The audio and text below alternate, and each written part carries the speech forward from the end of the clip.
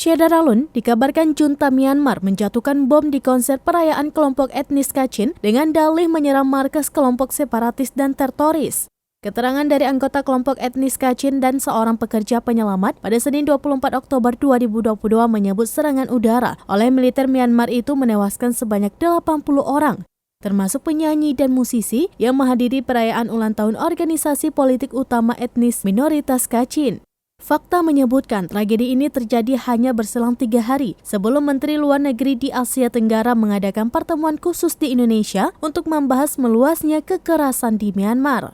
Jumlah korban dalam perayaan yang diadakan oleh Organisasi Kemerdekaan Kachin di negara bagian utara Kachin pada Minggu 23 Oktober 2022 ini tampaknya menjadi yang terbanyak dalam satu serangan udara sejak militer merebut kekuasaan dari pemerintah terpilih Aung San Suu Kyi pada Februari 2021.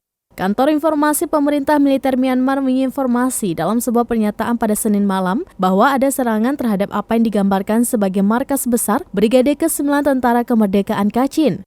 Militer Myanmar menyebutnya sebagai operasi yang diperlukan sebagai tanggapan atas tindakan teroris yang dilakukan oleh kelompok Kachin. Laporan itu juga membantah militer telah mengebom sebuah konser dan penyanyi serta penonton termasuk di antaranya yang tewas. Kantor PBB di Myanmar mengatakan dalam sebuah pernyataan bahwa mereka sangat prihatin dan sedih dengan laporan serangan udara junta militer Myanmar tersebut.